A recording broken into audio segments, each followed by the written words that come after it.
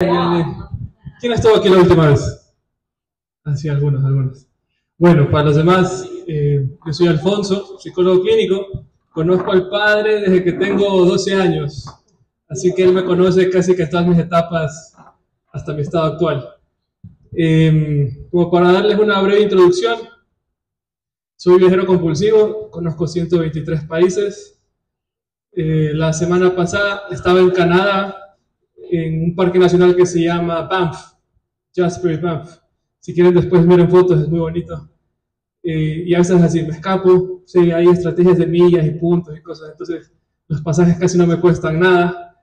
Es más, yo le contaba orgulloso a mi papá, mira, el pasaje de Toronto a Guayaquil me costó 10.000 millas y $60, y encima como tengo estatus, me ascendieron a business, entonces regresé en business pagando $60.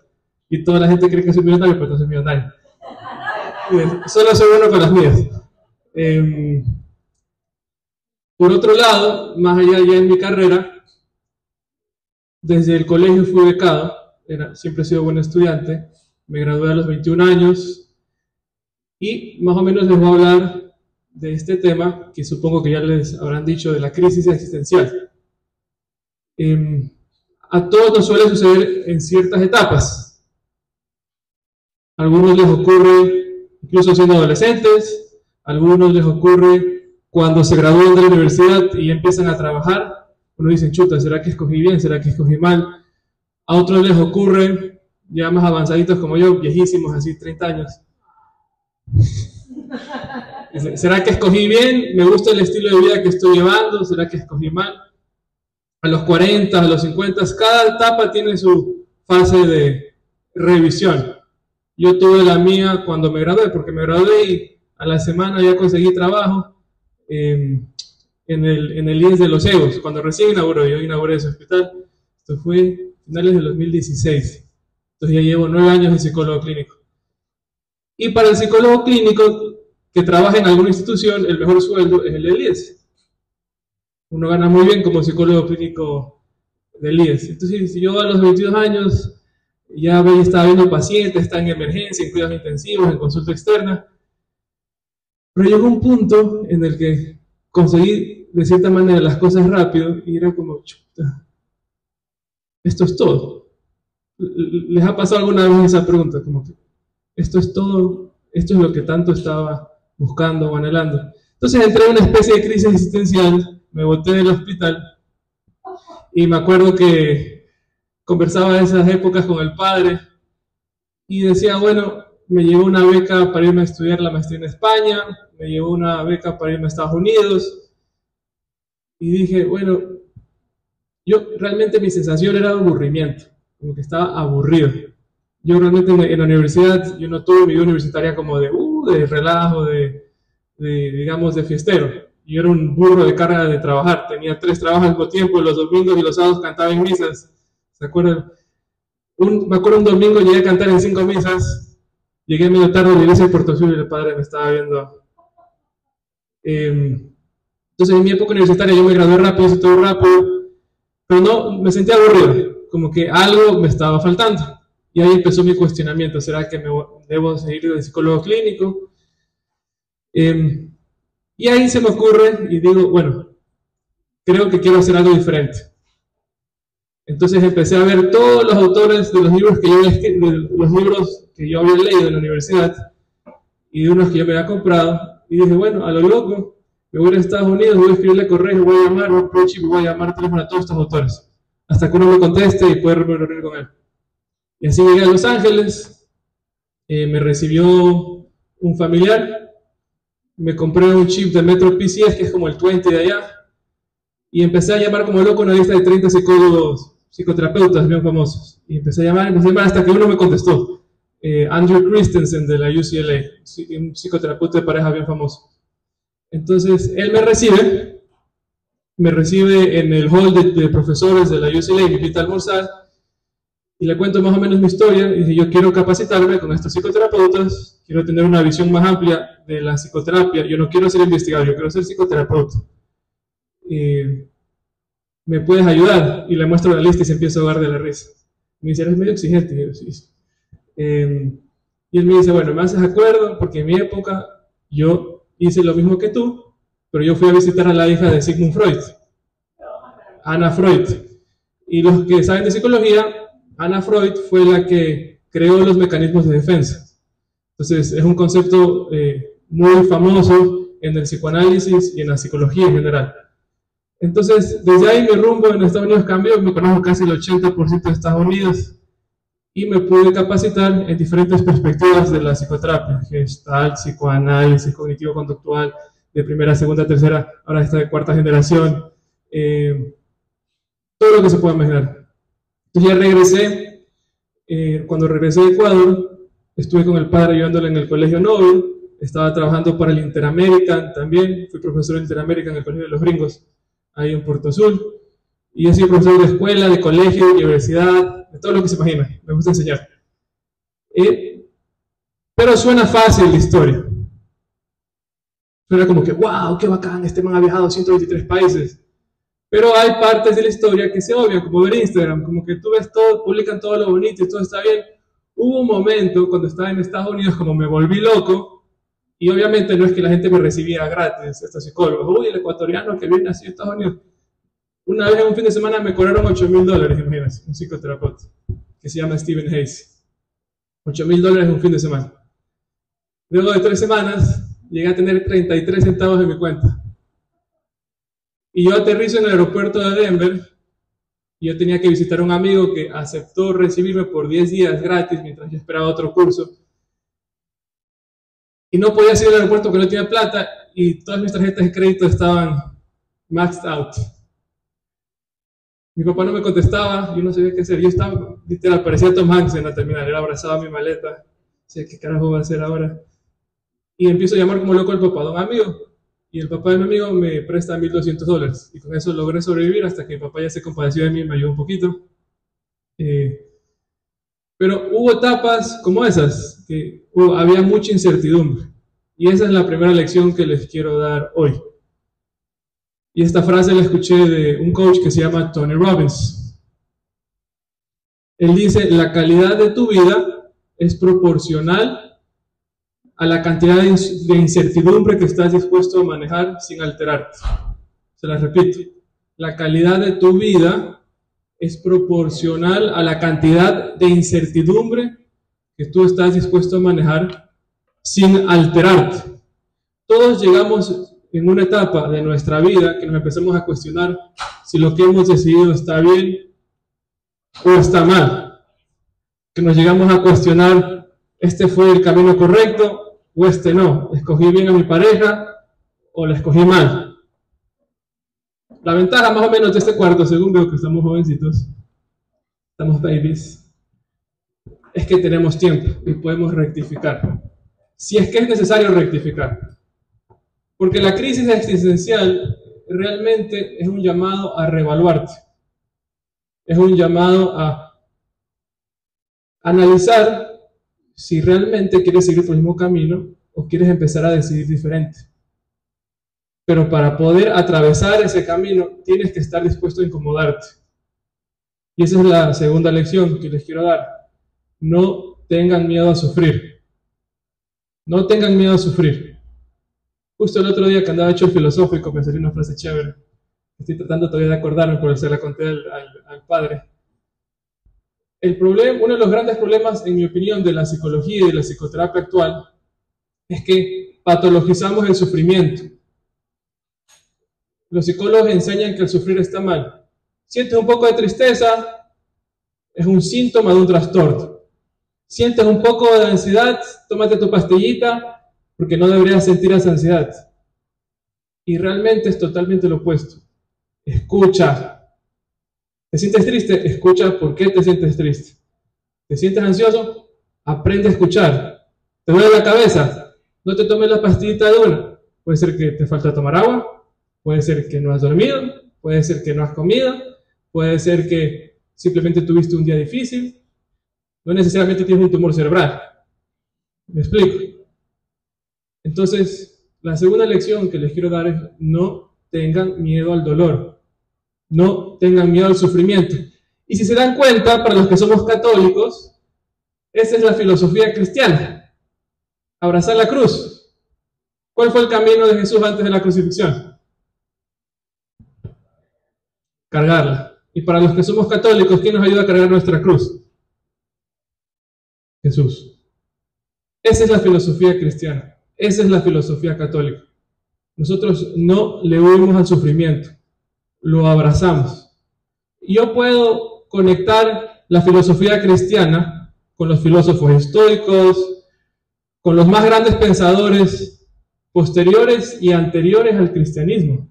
La base es la misma. Yo no sé en qué momento la psicología se perdió al punto de enseñarnos que el sufrimiento está mal, que el dolor está mal, que maquillemos el síntoma, que pobrecito, que se me trauma. Lo contrario. Si quieres ser una persona que se siente satisfecha de su vida, no es porque la vida se te viene fácil y todo es color de rosas.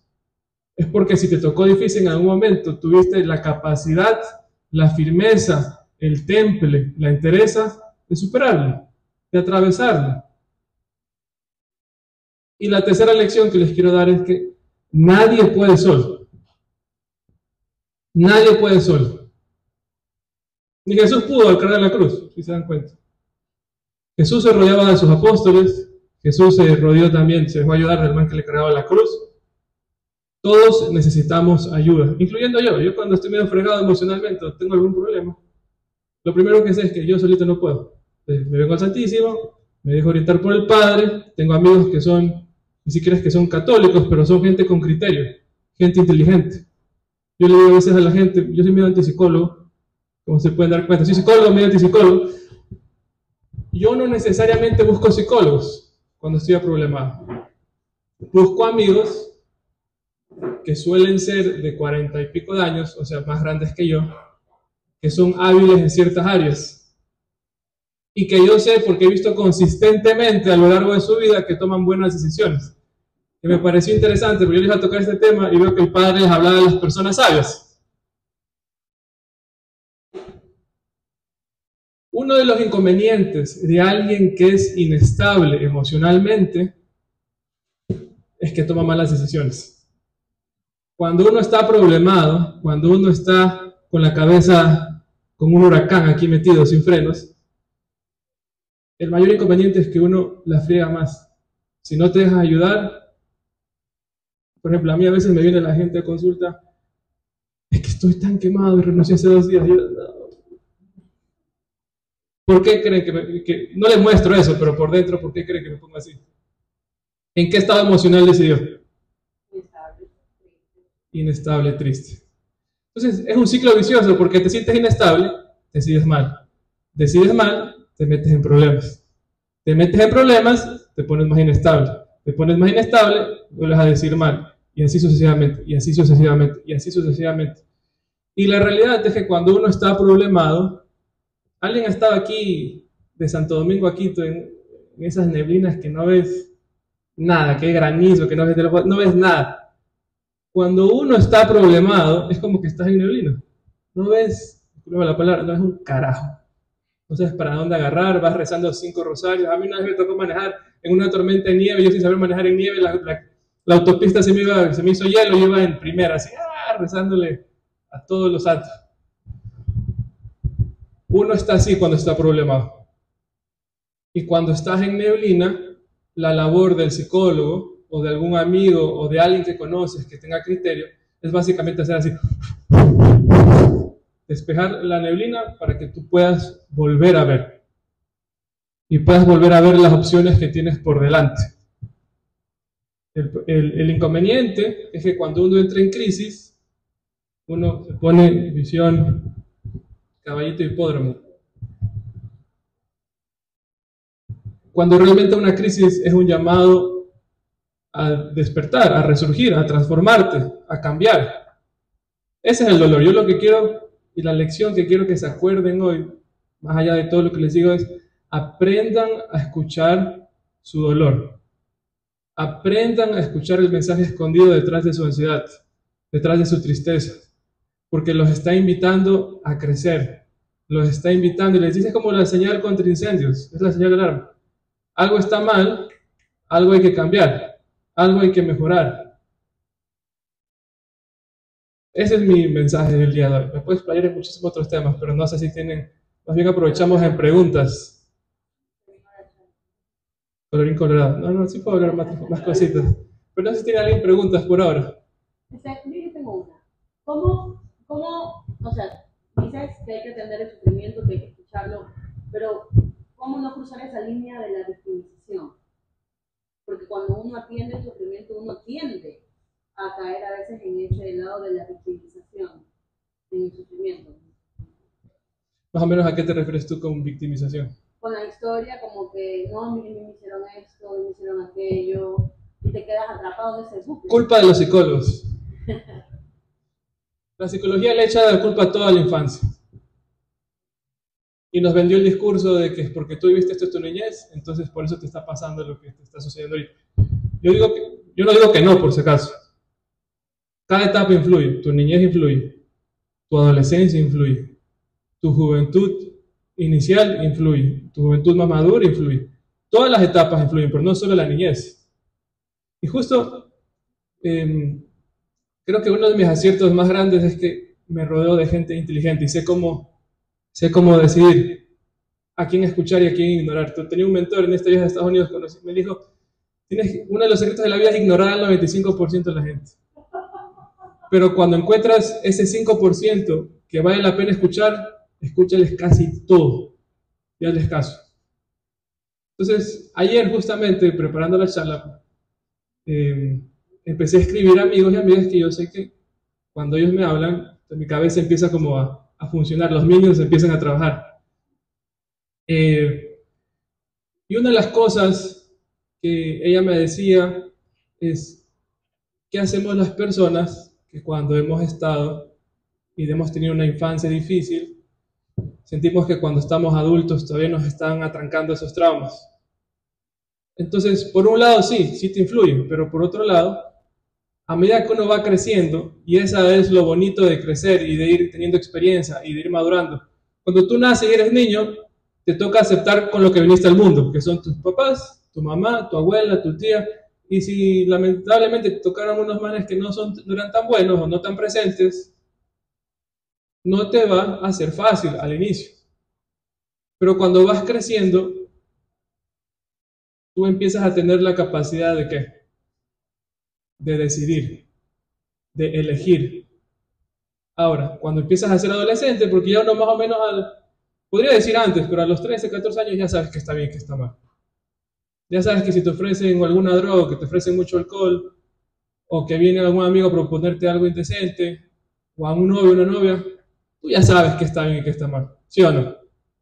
Ya sabes que algo no pinta bien o algo sí pinta bien. Cuando tú ya empiezas a tener conciencia, tienes que empezar a elegir. Y sobre todo elegir a quién escuchar, de quién rodearte, quién es tu modelo de identidad. Lo más importante para mí, pero no puedo decir lo más importante. Mi papá siempre me critica porque él siempre me dice que soy como que lo más importante. Yo nunca he probado esto. Pero bueno, algo clave en el desarrollo de una personalidad estable y madura es que tú escojas tus modelos a seguir. Para el cristiano, para el católico, ¿cuál es el modelo a seguir? Después de Jesús, la Virgen. Después de la Virgen, José. Después de José, bueno, todos los santos. Esos son los modelos de identidad que nos propone la iglesia. Ellos en la vida espiritual. Pero hay modelos de identidad para todo, para el deporte. Si tú quieres aprender fútbol, ¿de quién tienes que aprender? De Messi, de Cristiano Ronaldo. Yo antes no me gustaba Cristiano porque me parecía sobrado. Últimamente me encuentro viendo videos de él hablando de rutina, hablando de disciplina, hablando de consistencia. Por algo él llegó a ser lo que es en esa área de su vida. Cuando quiero escuchar, a mí me encanta comer. Ahorita estoy más a dieta. Pero si quiero mejorar en mi alimentación, tengo que buscar. ¿A quién tengo que buscar? Sasha Fitness.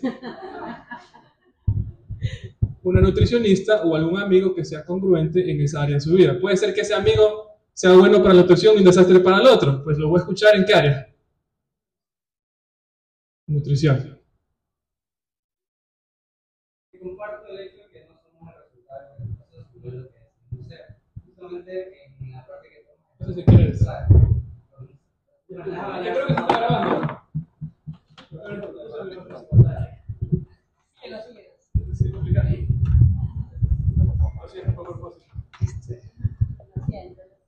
Justamente en el punto que hablabas de la espiritualidad y sobre las referencias que podemos tomar, un punto anterior también hablaste del estoicismo. En eso comprendo que a veces lo espiritual no es tan práctico. ¿Qué sugerencias das en cuanto al estoicismo? Últimamente me está saliendo mucho, sobre todo. Por ejemplo, hay cosas que comprendemos, o bueno, que no comprendemos en el momento, sino que tenemos que tener paciencia y comenzar a discernir progresivamente, ¿no? Y sin embargo hay cosas también que considero que pueden llegar a ser prácticas como decisiones. Últimamente no he querido leer el estoicismo como tal, lo he leído generalmente, sin embargo el catolicismo tiene ciertas virtudes que también comparte el estoicismo. No sé, la verdad no sé de dónde nació, si nació primero de los estoicos o si nació de los católicos como tal. Entonces, ¿qué recomiendas, por ejemplo, en cuanto a aprender de las virtudes en estos momentos? Interesante tu punto. Miren, nosotros somos la civilización occidental. La civilización occidental nace básicamente de dos imperios o de dos países, los griegos y la ciudad de Roma. Los griegos nos dieron la filosofía, Sócrates, Platón, Aristóteles y todas las otras vertientes que vinieron después. Y Roma nos dio las leyes, el derecho, el latín. Eso es lo que nos diferencia de los árabes, de los musulmanes, de la filosofía oriental. Nuestras dos pilares son la civilización griega y la civilización romana. Jesús en su época fue parte de qué imperio? Romano. Entonces básicamente todo lo que aprendemos viene influenciado por Roma y por Grecia, hace 2000 y más años. Nosotros no somos sociedad oriental. Entonces si tú empiezas a estudiar, sobre todo desde Aristóteles para adelante, ves muchas similitudes con la religión católica. Es más, si tú estudias Santo Tomás de Aquino, los que han estudiado teología, dicen que en el concilio siempre está, bueno, el catecismo, la Biblia y la suma teológica de Santo Tomás de Aquino. Pero los más grandes doctores de la iglesia, los intelectuales, los que desarrollan muchos conceptos teológicos, es San Agustín y Santo Tomás. Y todos ellos toman como base la filosofía estoica, junto con el Evangelio de Jesús. Es un remix, porque forma parte de la civilización occidental. El cristianismo es de Occidente, por eso es que ahora hay como... No sé si han visto últimamente en las redes sociales que la gente se está empezando a alterar por la influencia de los musulmanes en Europa y en África y en otros países, y hay como un despertar y un resurgir del cristianismo. Por ejemplo, la ministra italiana estaba diciendo en un discurso que si no están dispuestas a arrodillarse ante un pesebre y a una cruz, mejor no vengan, porque la civilización de Occidente está creada en base a los griegos, a los romanos y el cristianismo, no con los musulmanes, como viéndolo desde un punto de vista ni siquiera religioso, sino cultural. ¿Ya? Ahora, lo bonito de todo esto que me estoy volviendo ya medio filosófico, teológico, no sé si les parece interesante que estén hablando estas cosas.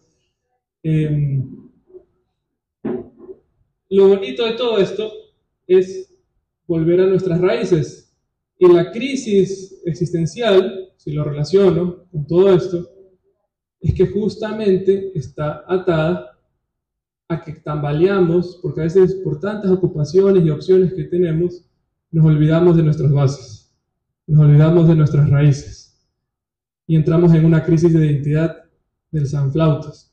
Ahorita para mí lo que está pasando, esta es mi opinión, es que Occidente está en crisis porque se ha olvidado sus orígenes, que es Grecia, es Roma y es el cristianismo, y los valores que definen a Grecia, a Roma y al cristianismo. Esa es mi opinión. Entonces la gente está volviendo a reconectar con las bases de la civilización occidental.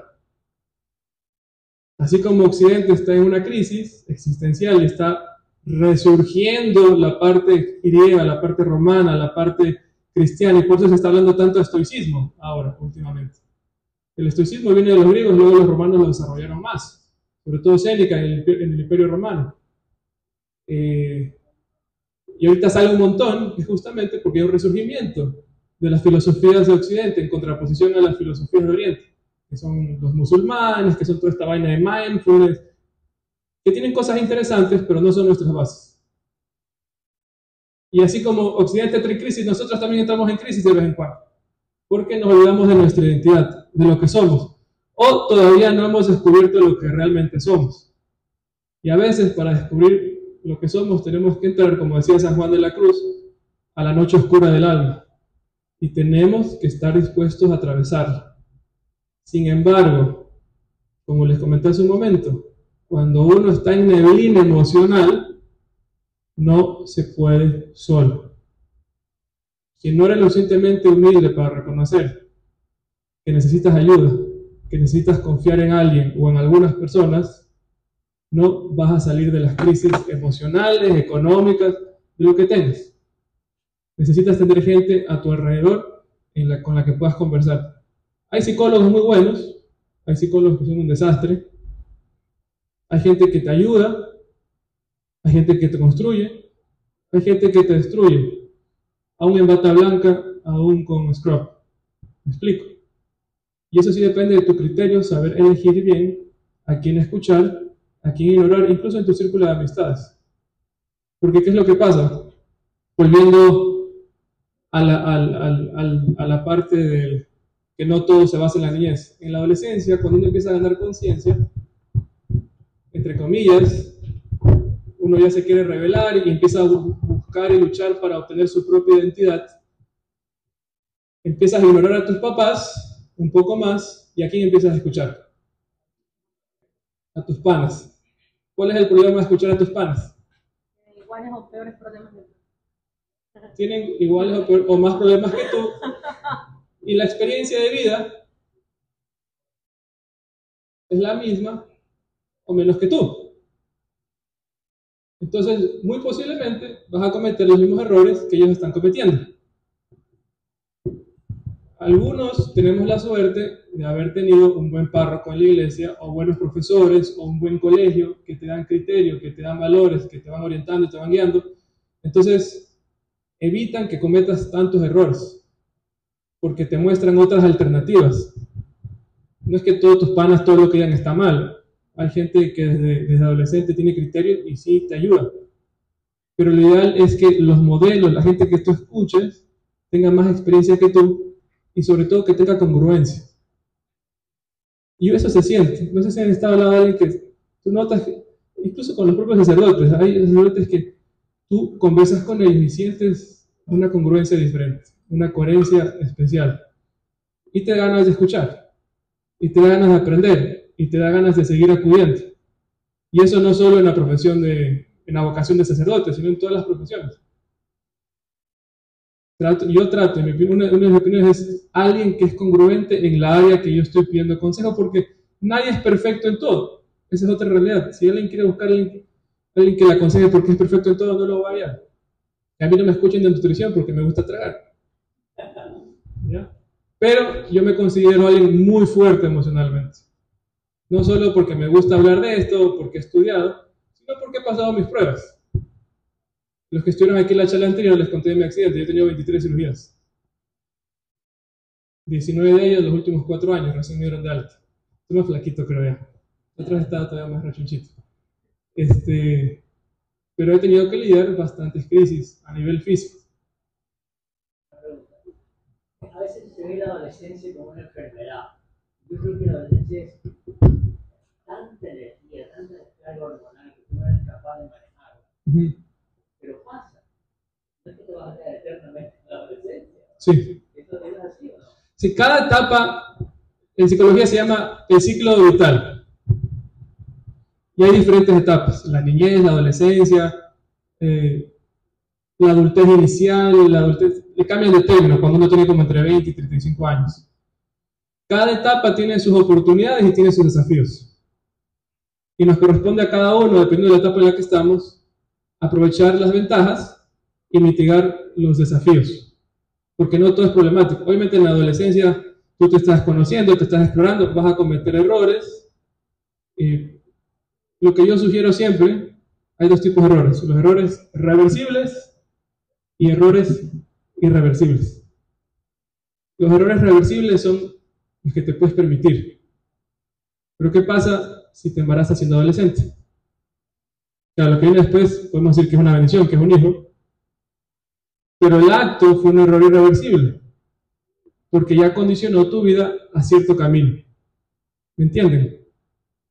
Entonces, hay ciertos errores que sí hay que evitarlos dependiendo de la etapa de la vida en la que uno está.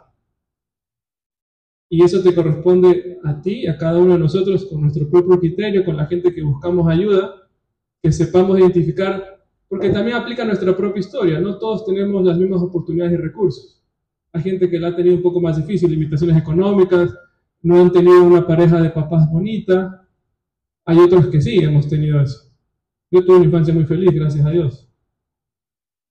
Yo no puedo decir que estoy traumado. Me han pasado cosas que puedo decir, uy, me traumé. Pero yo tuve buenos ejemplos en casa. Y también he sido lo suficientemente pilas para buscar ejemplos fuera de casa. También he cometido unos errores, la he fregado, me he revolcado y he vuelto a resurgir a mi manera. Y normalmente ese volver a resurgir va de la mano con gente que me ha ayudado a levantarme, que me ha hecho mejor, que me inspira con su ejemplo, con su congruencia. ¿Me entienden? No sé si hay otra pregunta. Sí, hagan preguntas venenosas, pónganme en situaciones complicadas.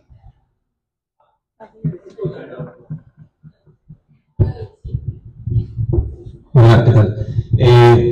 Hace poco leí un libro de Viktor Frankl, El hombre en busca de sentido, me pareció muy excelente libro. Y él mencionaba que había, disculpa si digo una burrada, pero de lo que me acuerdo, ¿no? Él menciona que hay 3 vías para buscar el sentido a la vida. Lo que recuerdo, una es una acción concreta, la otra por medio del amor, la contemplación del amor, y la otra por la actitud hacia el sufrimiento. ¿Tú nos puedes profundizar acerca de lo que él menciona, o sea, las 3 vías que... Este libro es vacancísimo, yo se los recomiendo leer, si tienen chance. Se llama El hombre en busca de sentido, es de Viktor Frankl, que básicamente es el representante del existencialismo. Él crea su teoría en base a las crisis existenciales y al sufrimiento y al dolor inevitable. Psiquiatra, él fue director del Hospital Psiquiátrico de Viena antes de la Segunda Guerra. Y Viena era la capital de la psicología y la psiquiatría del mundo. Sigmund Freud, Carl Jung, todos los ultras de esa época eran de Viena, y él era el director del Hospital Psiquiátrico de Viena antes de la Segunda Guerra. Solo que él era judío. Entonces, ¿qué creen que le pasó? Campo de concentración. Entonces, en ese libro, él describe su perspectiva de cómo hubo personas como él que pudieron sobrevivir no solo físicamente, sino emocionalmente a todos estos traumas de vivir en un campo de concentración, y luego de que salieron, pudieron volver a disfrutar de su vida. Pudieron tener una familia, pudieron tener una carrera, y no solo sobrevivir, sino vivir, disfrutar. En cambio, hubo otras personas que sobrevivieron físicamente, pero luego emocionalmente vivieron completamente limitadas, estancadas en sus traumas. ¿Cuál es la diferencia entre el un tipo de persona y el otro? Entonces, él lo cuenta en su libro, pero de una manera más gráfica. Yo se lo recomiendo. Es un libro que tú lo lees como, porque cometen las situaciones medias complicadas. Claro que él da ejemplos extremos de un campo de concentración. No todos aquí vamos a pasar por un campo de concentración. Pero sí vamos a pasar acá, si no nosotros hemos tenido un accidente, una enfermedad bastante complicada. ¿Quién no tiene aquí un familiar o alguien cercano que ha tenido cáncer? O otro tipo de enfermedad, como un Alzheimer, como un Parkinson, que son enfermedades degenerativas crónicas, pero muy complejas. Y que es un dolor, un sufrimiento que no puedes evitar. Hagas lo que hagas, por más de que tomes la mejor medicina, a veces avanza. Por más de que te reces la mejor oración, Dios decide algo diferente y progresas. ese dolor inevitable, ¿cómo lo manejas? Entonces, Viktor Frankl da ciertas perspectivas, pero la principal es una frase que a mí me encanta, es cuando no puedes cambiar tus condiciones externas, cuando no puedes controlar tu ambiente, sobre lo único que sí tienes la capacidad de transformar y cambiar es tu propia actitud, es tu propia capacidad de enfrentar y confrontar las cosas. Claro, suena facilito, ¿no? Suena chévere, pero cuando las papas queman, cuando tu carácter es puesto a prueba, ahí se ve quién es quién. Y normalmente las personas que lo manejan bien son personas que se dejan apoyar de otras. Cuando yo empecé mi carrera también en Solca y estuve en cuidados paliativos, puro enfermo terminal. Imagínense las historias que yo escuché, muy difícil, pero al mismo tiempo muy enriquecedor para mí poder poner mi vida en perspectiva. Y había gente que se iba en paz y había gente que se iba miserablemente, por más cosas que tú hicieras. ¿Cuál es la diferencia? Yo no quiero esperar a estar en una cama de hospital muriéndome para recién querer reaccionar. Eso para mí sería el fracaso de mi vida, es esperar a estar en un hospital para recién reaccionar y darme cuenta de lo que debía hacer. Por eso siempre mi pasión ha sido hablar a gente como entre 18 y 30 años, porque ustedes todavía están construyendo su vida. Ustedes pueden ser aquellos que cuando les toque su momento, pueden ver su vida para atrás y decir, chuta, no fue tan fácil, pero mira las cosas que bacanes que hice. Mira todos los riesgos que tomé, mira cuántas veces intenté. Te impresionas de ti mismo, te sientes orgulloso de ti mismo. Eso te da paz. Y no solo de ti mismo, sino que ahora sí me voy a presentar chévere con Dios. Mira, Señor, tú me diste esto, mira lo que yo te traje. Mira lo que yo hice con los talentos y los recursos y las posibilidades que tuviste. Hasta que Dios quede impresionado de ti. Chuta, bacán, bienvenido, pasa para adelante. Ese es mi sueño. No sé si me desvié un poquito, pero... Algo te sirvió. Ya. ¿Qué tal esa eso que te vino? Es decir, si tú tienes un porqué, usar mejor cualquier cosa. Eso también lo dice. Sí, tanto Frankl como Nietzsche, que es otro filósofo más deprimente en mi opinión, hablan de, no catastrófico además, hablan de si tú tienes un porqué, por ahí puedes soportar cualquier cómo. Lo que pasa es que cuando uno, y esto ya es medio opinión mía, cuando uno está bien fregado emocionalmente, no piensas bien y no piensas en tu porqué. No es que estás de rodillas, ay, es que yo hago esto por no sé qué, no sé qué, no sé qué. Tal vez si tienes hijos, piensas en tus hijos y te levantas por tus hijos, pero los que no somos papás todavía, cuando uno está complicado ni se acuerda del porqué. Uno se tiene que agarrar de lo que haya y esperar que pase el huracán. Pero tienes que estar seguro de qué te agarras. Yo me trato de agarrar de la cruz, porque soy católico, de mi fe, de que me siento guiado y protegido por Dios. Me acuerdo de la historia de Job, que Dios le quitó todo, pero después le devolvió el 100 por uno porque se mantuvo firme. También dijo, Dios mío, ¿por qué me has abandonado? No es que todos pasamos imperturbables nuestras crisis. Yo contaba la otra vez, cuando yo estaba hospitalizado y casi pierdo mi pierna, y todavía iba a incertidumbre si me la mochaban o no me mochaban. Yo que casi nunca lloro, lloré 2 veces, más de media hora sin parar. Entonces yo no siento que he sido, el machito que nunca se ha conmovido. Yo sí he sido llorón, y llorón, y llorón. Enfrentar y rodearme de gente que me eleva. Entonces, sí, perdón. Consejos, tips, pasos, para una persona que sabe que está como una neblina a nivel espiritual, digamos, laboral, económico, amigos, una persona que está literal estancado, sí, pero también como que todo lo demás, pero me va manejando y ya comienza a virar adentro. Entonces, por ejemplo, cuando a mí me ha pasado eso, yo literal me voy a mentir hasta que Dios ayude, me demora. Pero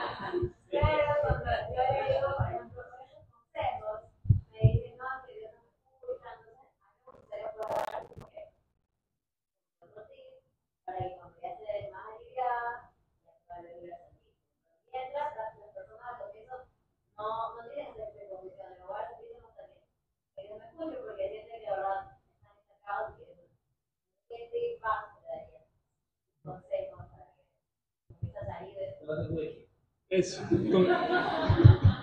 Sin witty, en las rocas.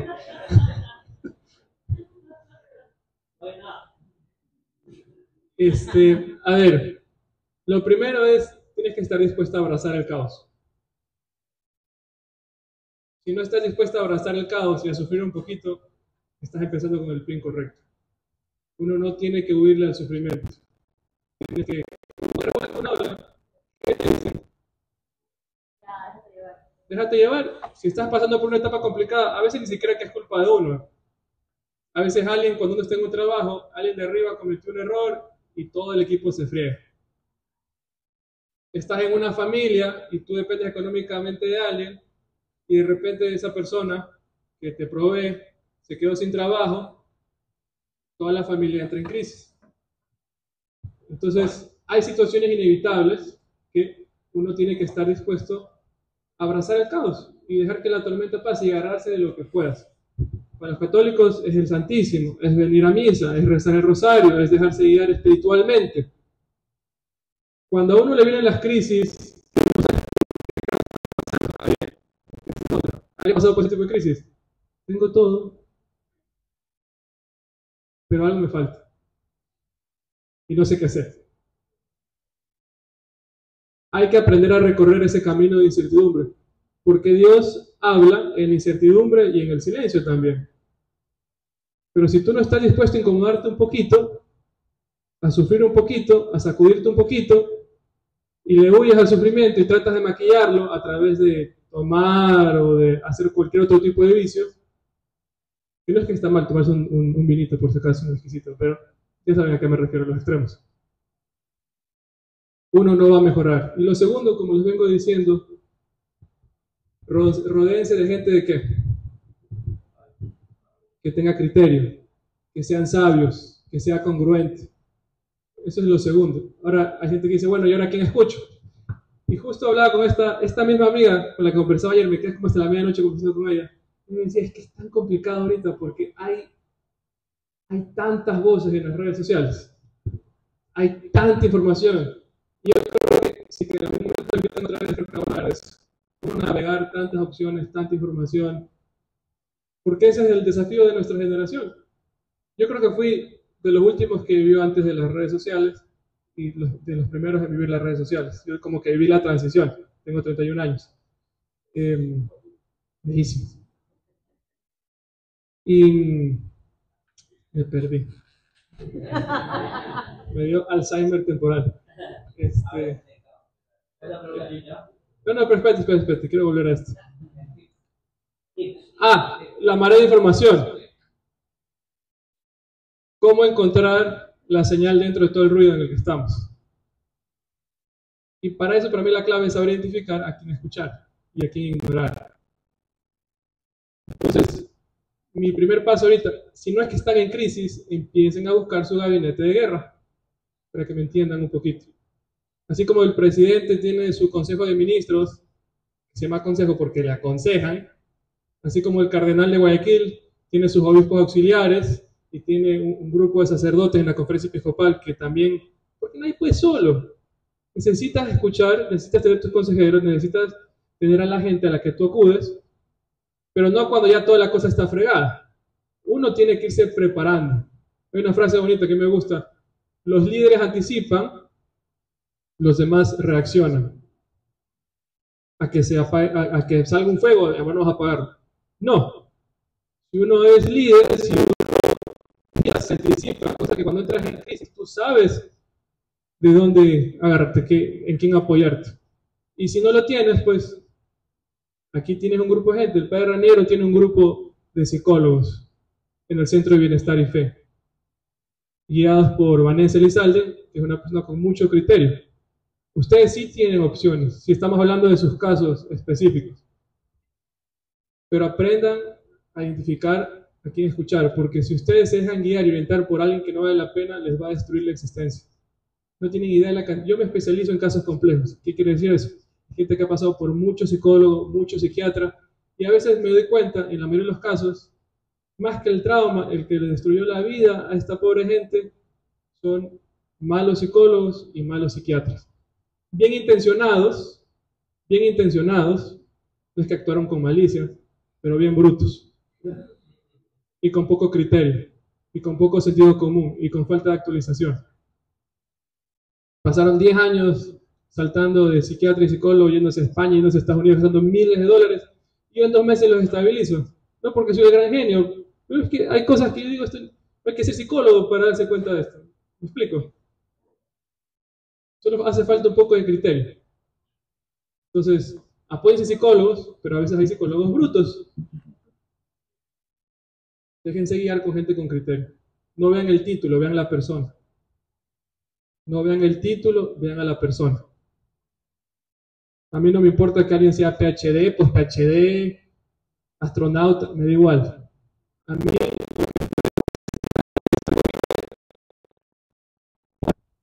y cómo expresa sus ideas y si sus ideas son congruentes con cómo vive. Eso es lo que a mí me interesa. Si no, chévere, siga. No sé si eso hizo sentido. Acá, Laura.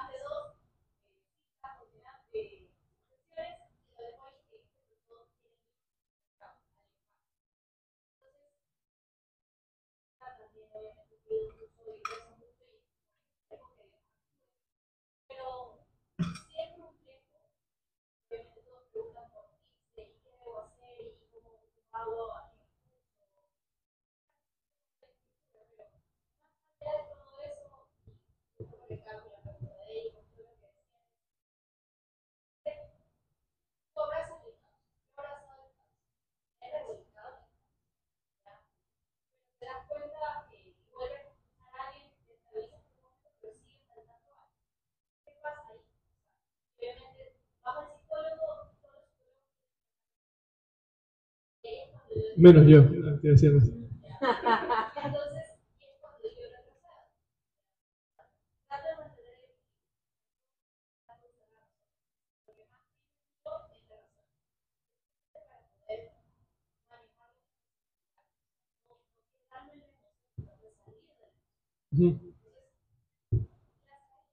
A ver, voy a ir construyendo un poco mi idea, tratando de conectar las preguntas. Voy a ir lanzando ideas para que ustedes vayan construyendo sus propios conceptos. Yo les estoy dando, yo no tengo todas las respuestas, yo les estoy dando aquí mi perspectiva, mi opinión, mi criterio. Ustedes pueden salir de aquí y decir, este man habló pura pendejada, no le voy a hacer caso. O de las 10 cosas que dijo, 2 fueron interesantes. Y está bien, por si acaso. Parte del uno tener criterio es saber filtrar la información. Esto aplica para mi vida, esto no aplica para mi vida. Chévere este man en estos temas, en este no estoy de acuerdo. Están en su derecho. Cada uno tiene la responsabilidad de formar su propio criterio y de acuerdo a lo que va pasando. Yo les voy a dar mi criterio como psicólogo, con lo que me he preparado. A ver, lo que te diría es, sobre todo, ¿qué edad tienes? 34. Entre los 20 y los 35, y por eso creo que Coffee and Soul está targeteado a esta edad, es porque sobre todo en esa etapa, realmente en toda la vida, pero en esta etapa, uno es un trabajo en construcción. Entonces, de cierta manera siempre va a quedar la sensación de que algo falta, de que algo no ha terminado. No va a haber nunca una certeza absoluta, si es que eso es lo que están buscando. Yo no creo que buscar mejorar, a tener un crecimiento continuo, un crecimiento permanente, a ir rectificando, a ir observando en qué cosas sí y en qué cosas no. Pero de ahí ser un trabajo terminado de que voy donde este psicólogo y ya siento que aquí encontré el camino, la verdad de la vida. Así no funciona, lamentablemente, la personalidad y el carácter del ser humano. Uno está en constante crecimiento. Y a mí, realmente lo que me preocupa es que, lamentablemente, por la psicología en general, le hemos vendido a la gente ideas erróneas que en lugar de darles más tranquilidad, les da más angustia. Uno quiere tener certeza de que te toman la pastillita y se te fue la ansiedad, se te fue la depresión, se te fue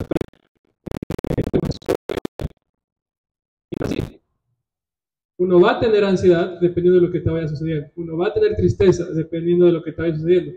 Así sea el mismo Jesús. ¿Qué pasó cuando se murió Lázaro? Se puso a llorar, siendo Jesús.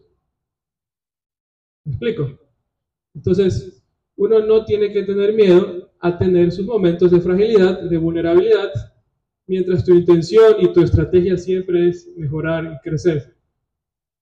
Y saber, como más o menos lo que yo le explico a la gente, cuando uno va a psicólogo es como ir al mecánico que te arregla el carro. Si vas donde un psicólogo y ves que no hacen clic y ves que ya pasaron algunas sesiones y que aprendiste lo que tienes que aprender de esa persona, es como que vas al mecánico, no te soluciona el carro, ya se dañó el carro para siempre y se quedó. ¿Qué haces?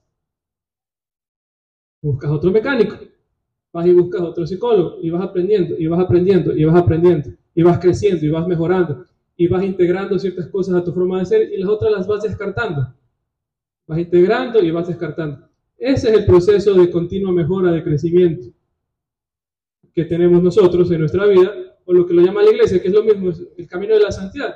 El camino de la santidad es un acercamiento, un crecimiento continuo hacia las virtudes de Jesús, hacia lo que quiere Dios de mí. Pero nadie es perfecto. Hay un montón de santos, el Padre Pío, San José María Escrivá, tienen historias famosas de que de repente explotaban y eran muy impacientes.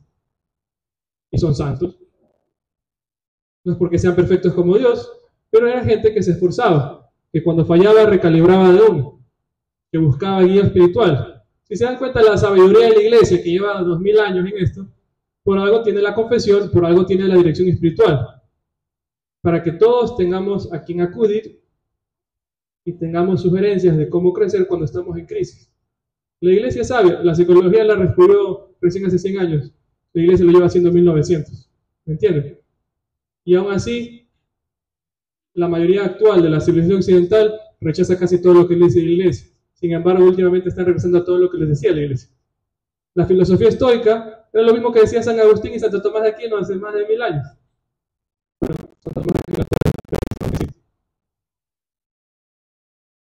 Entonces, hay mucha sabiduría en la iglesia.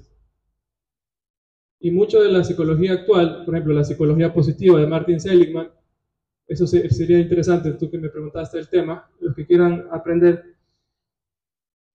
La psicología positiva, que es un área en la que yo me especialicé, viene en contraposición a la psicología tradicional.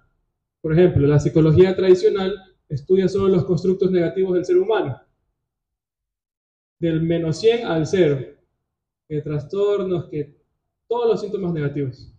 La psicología positiva es, ok, estudiamos los trastornos, la parte negativa, bacán. ¿Qué hay de lo bueno del ser humano? ¿Qué es lo que nos permite crecer, florecer, etcétera, etcétera? A lo que le llaman las fortalezas del carácter, que viene a ser lo mismo que las virtudes. ¿Cómo hicieron los estudios? Estudiaron todas las filosofías de Occidente y Oriente y vieron los puntos en común. Hicieron un libro, el Manual de Fortalezas del Carácter, en la Universidad de Pensilvania. Entonces, no es que este tipo de psicología rechaza los trastornos, porque hay gente que sí tiene efectivamente situaciones que ameritan medicación y ameritan clínica y ameritan otro tipo de tratamiento. Pero la realidad es que la mayoría de nosotros no tenemos trastornos severos. Tenemos situaciones y síntomas adaptativos de acuerdo a la etapa o la situación que estamos pasando. Como para poner un poco más técnico. Sí, preguntas. Sí, justamente en la línea de tratar de ver esas partes positivas, hablo un poco acerca de la parte familiar, ¿no? Muchas veces nos vemos marcados por alguna situación familiar intensa y pues bueno, siempre está también este miedo de tratar de, consciente o inconscientemente, repetir patrones negativos, ¿no? Quisiera que comentes un poco al respecto, pero también cómo podemos más bien rescatar en medio de toda esa crisis, ¿no? Rescatar esas cosas o patrones positivos que de ley tienen nuestros padres y que podemos incorporar en nuestra persona. Buena pregunta. A ver, ¿es responsabilidad de cada uno interrumpir los patrones negativos de nuestras familias? Es nuestra responsabilidad. ¿Que tu padre fue alcohólico? Ok, no chupes. ¿Es fácil? No, no es fácil. Pero si te quejas de eso, haz lo posible por mejorarlo tú. Y no te me hagas la víctima. De que, ay, pobrecito, como sufrir. Pues hacerte la víctima si quieres. Pero ese es el tipo de vida que quieres llevar. Cuando ya estés en tu etapa final de tu vida y te veas lo que hiciste para atrás, ¿qué quieres? ¿Tener un libro de excusas? Eso es lo que quieres, tener historias de excusas, historias de justificaciones, historias de pobrecito yo, o quieres tener historias de chuta, qué bacán, mira todo lo que me tocó pasar, pero hice lo posible. Sí ven lo interesante que suena la segunda opción, pero es responsabilidad de cada uno de nosotros interrumpir ese patrón, que no es fácil, pero nos corresponde, y ese es uno de los principales desafíos de la vida. Yo les digo a mi familia, la mayoría hasta los 30, super fit. Después de los 30, entonces es mi responsabilidad cerrar la boca y no tragar. Me corresponde a mí. Yo estoy invirtiendo plata, tiempo y dinero ahorita en esto, porque es mi desafío actual. ¿Me entienden? Hay otros que tienen otro tipo de patrones que vienen de la familia. Pueden ser malas decisiones económicas, pueden ser problemas de drogadicción, puede ser que papá era mujeriego, puede ser... Todas las familias arrastran ciertos inconvenientes.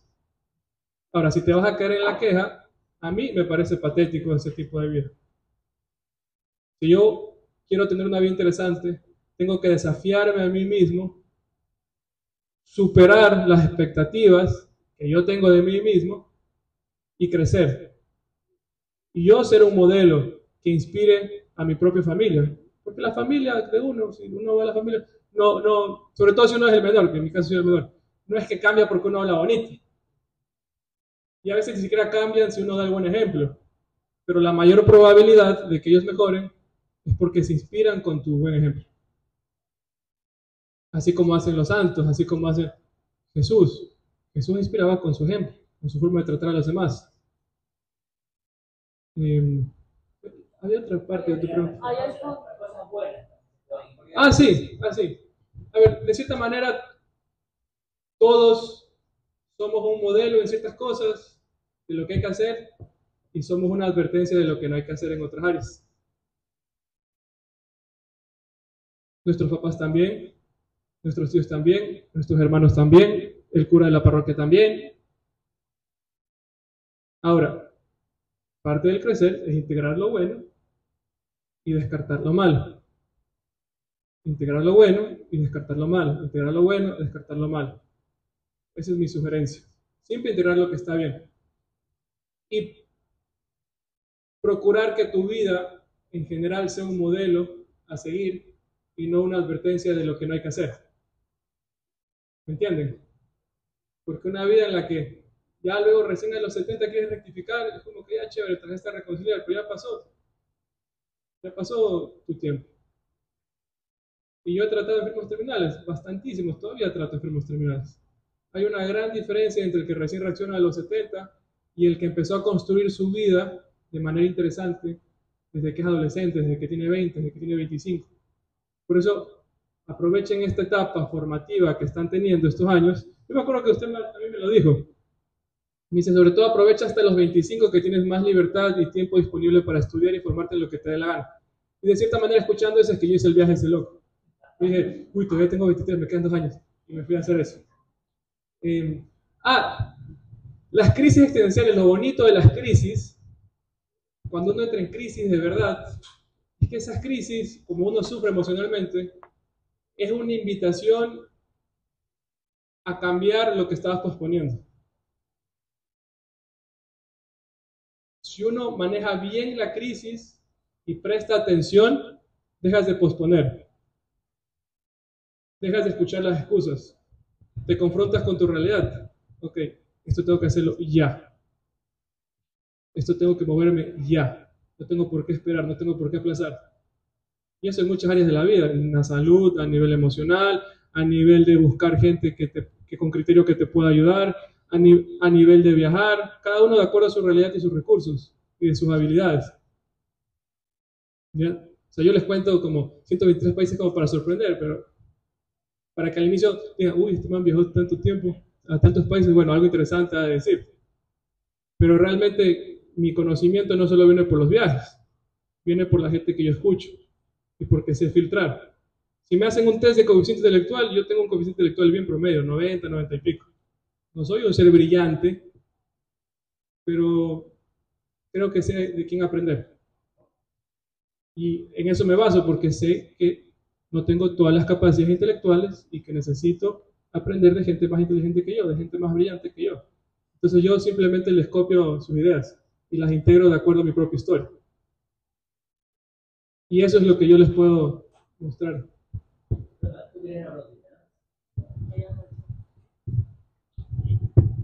Perdón. Nada, solo quería decir un poquito porque igual yo como que fui mezclando un poco de las preguntas que dijeron. Me parece muy interesante lo que mencionó también del estoicismo de acá el amigo. O sea, sobre todo porque al principio cuando topamos ese tema estábamos hablando de que mucha parte de la sociedad occidental está volviendo a retomar los valores como cristianos o las raíces cristianas. También se mencionó el tema de las raíces que tenemos con parte de Grecia y Roma como tal. Pero sí sentía que era importante también mencionar esa parte de Oriente porque, o sea, yo siento, o bueno, no, yo he pensado de muchas maneras que al leer diferentes filosofías y todo eso, que de hecho es algo que, por lo que mencionaste, hicieron también para definir los fundamentos de los carácter, me parece que era en la psicología positiva. Y yo creo que de cierta manera la sabiduría que ha ido creando la humanidad, todas esas filosofías, todas las creencias, han sido forjadas por, todo tiene que ver con Dios, ¿no? Con el mismo Dios, por así decirlo, porque a la final todas llegan a formas en las que podemos afrontar la vida, centrándonos en la tranquilidad del alma y de la mente. Y eso, en esa búsqueda de paz y felicidad del alma y de la mente. Entonces, sí sentí que en ese momento se mencionó mucho como que el occidente son las raíces y que solo con nuestras raíces podemos sentirnos como correctos o bien, pero creo que igual tomar partes de las otras raíces que se ven, o sea, que se mencionaron como contrapuestas, pero creo que no son contrapuestas porque al final llegan hacia el mismo camino. O sea, son acciones que van guiando al mismo camino, tal vez no de la misma forma o de la misma mano por Dios que tenemos los occidentales por estar apegados a la iglesia desde más jóvenes, pero que siento que igual pueden ayudar en ese camino. Al menos en ese sentido, yo siento que he conocido a muchas personas que a través del mindfulness o temas así pueden llegar a esa tranquilidad del alma que tal vez no habían llegado a otras formas y luego eso les permite acercarse más igual con su relación a Dios y así. Entonces, no sé qué podrías opinar sobre esa otra parte también, sobre que la filosofía oriental como la occidental, ambas tienen raíces que creo que vienen de la misma base. Sí, creo que escucharon el comentario de él más que pregunta. A ver, todas las filosofías y todas las civilizaciones tienen algo interesante que escucharnos. Yo les daba mi perspectiva, ¿no? De nuevo, esta es mi opinión, ustedes la pueden desechar o no. Es que nosotros somos parte de la civilización occidental. Hemos sido criados en los valores occidentales. ¿Qué se nos hace más fácil aprender? ¿En qué se nos hace más fácil construir? Y esa es mi opinión respecto a, hay tanta información disponible. Esto lo conversé en la charla pasada. Cuando uno encuentra una brújula en medio de una crisis, tiene que volver a sus bases, tiene que volver a su propia identidad. Si tú fuiste creado en un hogar católico, ¿qué crees que se te va a hacer más fácil? Volver a tus bases católicas. Claro, si naciste en Bahrein o Arabia Saudita, ¿qué crees que se te va a hacer más fácil? A mí lo que no me gusta es perder tiempo luchando contra la realidad. Mi realidad es que yo soy una persona ecuatoriana, de familia católica, con raíces occidentales, entonces, ¿qué creen que voy a integrar más? Pero de ahí yo he encontrado cosas interesantes. Yo he estado en China, Filipinas, Japón, Corea del Sur, todos estos países, Tailandia, Camboya, este año estuve en Laos. Todas enseñan cosas interesantes. Pero mi casa, mi refugio, es la sociedad occidental. Eso es como yo lo manejo. Entonces, yo no me puedo leer todos los libros de todos los filósofos, de todas las vertientes del mundo. Necesito tener un filtro de información. Y ese filtro de información, en mi caso personal, son los padres de la iglesia, los doctores de la iglesia y la filosofía estoica. La mayoría de la psicología actual se basa en la filosofía histórica, en la filosofía epicúrea. Lo dicen de otra manera, y que maquillándola con estadística, pero realmente esa es la base de la psicología moderna. O sea, hay corrientes filosóficas orientales que te van a decir, esa corriente, por ejemplo, el yoga nació hace 5.000 años antes que Cristo, y porque nació 5.000 años antes que Cristo es la verdadera. Te van a decir eso. Yo he escuchado. Entonces, a la final, claro, si te funcionó, a una persona le funcionó el mindfulness, le funcionó el yoga, eso no quiere decir que sea el camino verdadero o el camino correcto. Entonces, a la final, el cristianismo tiene una verdad y tiene una belleza que es Jesús, Eucaristía, fin. Entonces, eso es el contraste y la diferencia de las demás filosofías orientales que, como claro, todas están basadas bajo una verdad, tienen una belleza, sí, es innegable. Es más, mi historia de conversión nace de practicar, de ser profesora de yoga, a convertirme y ver en esta belleza como que chuta, volví a mi identidad de cristiana, como que, a ver, si este man está adorando a su Krishna de una manera tan devota, tan chévere, tan bacán, unos signos tan increíbles, y me quedé como que, ¿y yo por qué no estoy haciendo lo mismo por Jesús? Entonces, volví a mi identidad como cristiana católica y que me hizo volver a cogerlo, a abrazarlo y como que a ver la belleza que había ahí detrás. Entonces, sí, uno siempre necesita volver a su identidad para volver a las bases, para volver a resurgir. Entonces, eso. Siento que decía más por el lado ese de que siento que toda sabiduría proviene de un acercamiento a Dios. Sí, es que todos tienen una verdad. Gracias a Dios. Todos tienen una verdad. Sí, es que todos tienen una verdad, pero la diferencia es que nosotros... Te pregunta, ¿qué haciendo de los dos? Es aburrido. Ya, una pregunta. Más alta.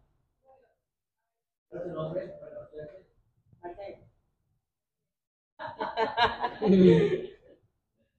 A ver, o sea, yo creo que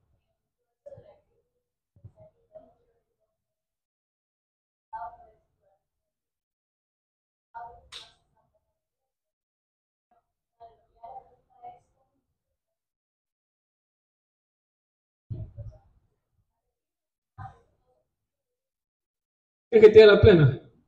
Ah, carajo.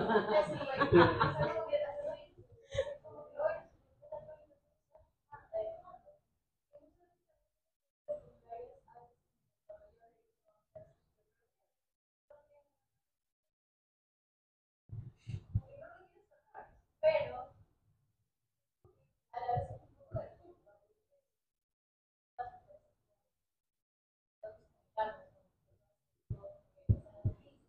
Mira, la plena es que la gente hace lo que le da la gana. Por eso creo que hay una parte en el Evangelio que dicen, así les aparezca un muerto, me les aparezca, igual no van a creer. Eso es parte de toda la humanidad. Cada uno, hay gente que tiene que aprender de 12 masazos. Y uno tiene que dejar que nomás se den masazos y que sufran y que reaccionen con el sufrimiento. Lo mejor que puedes dar o hacer es dar un buen ejemplo, es inspirar con tu forma de vivir. Más de eso, sinceramente, tú puedes venir a hablar de la filosofía más bonita y gastarte... Hay frases más grotescas que les podría decir que me dijo un mentor una vez porque hablaba justamente así, usted me decía, oh, yo quiero ayudar a tanta gente, quiero hacer esto, y esto como que me aterrizó la realidad de que hay gente que no quiere mejorar, hay gente que no quiere cambiar, hay gente que está cómoda en su situación de hacerse la víctima. ¿Por qué? Porque te haces la víctima, recibes atención, recibes conexión, recibes pena, recibes ayuda, el sistema recompensa a los que se hacen víctimas. ¿Entiendes? ¿Eres traumadito? A veces a mí me han buscado porque como dije, andan deprimidos, a que les ayude a conseguir carnet de discapacidad. Ni empiecen conmigo. Eso no quiere decir, por si acaso, que rechace la idea de que hay gente que realmente tiene depresiones bien fuertes. Por ejemplo, la depresión postparto no es una depresión inventada, es una depresión hormonal, muy complicada que necesita medicación en muchos casos. Hay gente que tiende a la depresión desde niños, que es una depresión endógena, pero esos casos son el 2% en relación a lo que pasa en la mayoría de nosotros. ¿Ya? Pero a veces hay una figura que en psicología se dice el falso salvador. El falso salvador es el que siempre anda rescatando al amiguito o al hijo porque no quiere que sufra. A veces tienes que dejar que se meta su buen mazazo para que aprenda y aprenda bien y reaccione. Suena medio cruel y crudo de parte de un psicólogo, pero esa es la manera más rápida de que reaccione. Porque si no, los vas a tener maquillándole la situación hasta que tenga 50 años y ahí sí le da una crisis existencial, pero de esas potentes. Pero mejor cuando son jóvenes que aprendan en base a mazazos y es que no quieren reaccionar por su propia inteligencia.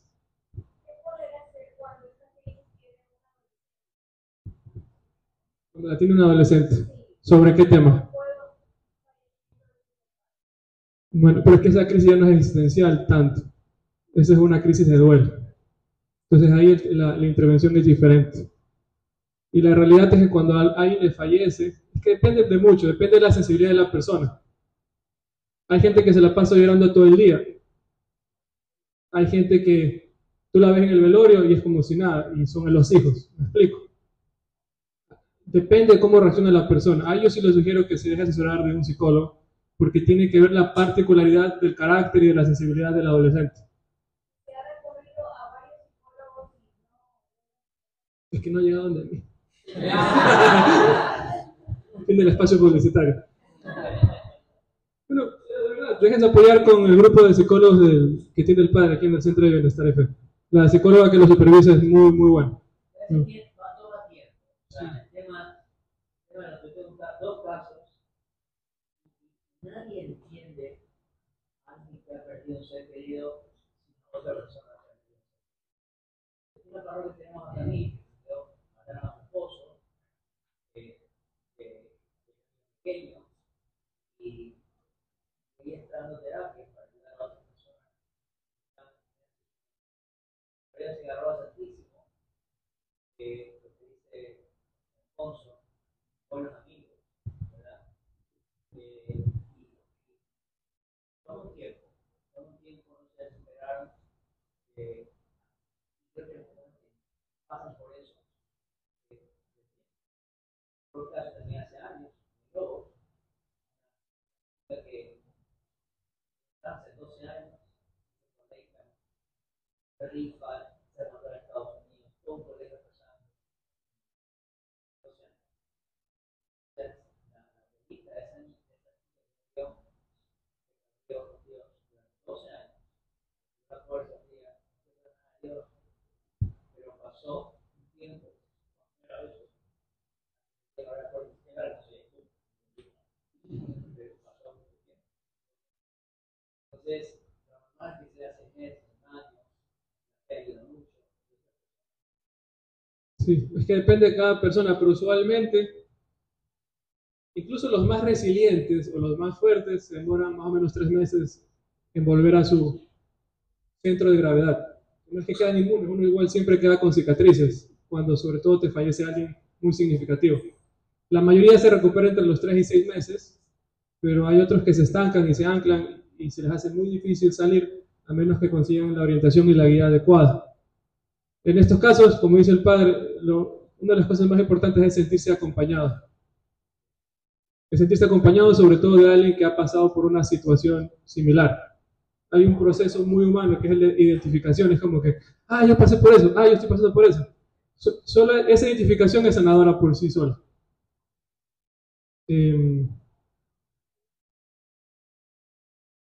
Espérate, intento ya un ratito. Volviendo a tu pregunta inicial, estoy tratando de como darles, digamos, más tips un poco más prácticos.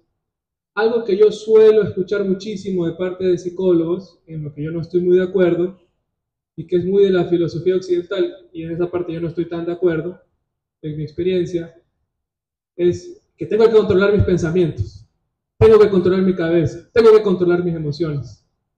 Y realmente eso no es posible. Los pensamientos, las emociones son un proceso automático, continuo, independientemente de lo que hagas. Hay días que te levantas con el pie izquierdo y quieres mandar a la casa del bambú de todo el mundo. A pesar de que todo está bien en tu vida, a veces uno se levanta enojón. O hay gente que se levanta triste, o hay gente que se levanta ansiosa. Hay días en los que uno se levanta y a pesar de que el anterior fue un desastre, uno se levanta como Teletubio. todo está bien. Entonces la manera en que yo explico cómo son las emociones y los pensamientos son como las nubes. Hay días que están grises y nublados. Por ejemplo, ayer amaneció y está como medio lloviendo, medio gris, una amaneció y todo lindo. Hay otros días que hay un solazo, que uno no sabe de dónde salió. El estado emocional de uno es así. Hay días que uno está medio gris y otros que están más. Y son temporales y pasan. Y con los pensamientos intrusivos, a veces me llevan muchos cositas con pensamientos intrusivos, es que se apegan tanto al pensamiento, como que quieren sobreanalizarlo, y es que lo que pasa es que se me vino hasta la cabeza y hasta le ponen una identidad, es que la voz me dice. Por eso están jodidos, porque hasta lo personifican a su pensamiento, le dan una identidad. Es un pensamiento. Tú observas tu pensamiento y listo, tú no eres tu pensamiento. El pensamiento pasa por ti como un mosco, un zancudo que friega. Viene un rato, a veces te da más vueltas, pero ahí se va. Más adelante te va a venir otro pensamiento. Tal vez más feo, tal vez más bonito, así es la vida. Viene otra emoción, ahorita estás triste, después de 2 horas estás cabreado, después de 3 horas, perdón la palabra, después estás medio triste, y así somos. Uno de los mayores inconvenientes es que le paramos demasiado bola a los pensamientos y las emociones, nos apegamos demasiado a una emoción y un pensamiento que es temporal. Un día es uno, otro día es otro, y así. Hay que saberlo dejar pasar, que fríe un rato, que te revuelque, que te moleste, pero ya, listo. Ya me cae. Algo interesante que mencionaste era la cuestión de saber a quién escuchar. En esta parte de la crisis existencial, de las personas que me cobran y las personas que han escuchado, alguna frase que nos va a compartir de esos momentos que te haya marcado y te haya hecho reflexionar y ver la oportunidad de todo eso. Que decirte una es complicado, pero hay un discurso que a mí me encanta, que es el de Steve Jobs en Stanford, el commencement speech. Él habla unas ideas interesantes. Por más de que su carácter no me gusta para nada, que es un déspota de miércoles, era un hombre inteligente, del que se puede aprender. Hay unas ideas interesantes respecto al tener fe, y eso que él no era muy creyente. Pero cuando uno tiene fe en Dios o tiene fe en tus habilidades, tú te sientes protegido y te sientes guiado. Para mí es el concepto de fe, sentirme protegido, sentirme guiado, y a pesar de que, como dice el Salmo, estás por un valle peligroso y las situaciones parece que no van a mejorar, yo confío en que Dios es mi pastor y nada me va a faltar. Nada me turbe, nada me espante, Dios no se muda, la paciencia todo lo alcanza. Gracias, porque me estaba olvidando, me quedé trabado. Quería sorprender, pero no me salió. Entonces, pero claro, ahorita me salen natural, porque yo ya he pasado algunas crisis, algunas complicaciones. Y yo me he apoyado en esas frases, en esas frameworks, en esas perspectivas. Pero hay algunas. Normalmente, siempre hay un regalo escondido detrás de cada crisis. Si eres lo suficientemente paciente para ver el regalo escondido, la lección que te quiere dar la vida. Siempre hay un regalo escondido. Si tienes paciencia. Si no, tómate la pastillita, quédate zombie y listo. Y no aprendes tu lección y después de otros años te da un mazazo nuevamente. Y más duro. ¿Ya? Entonces,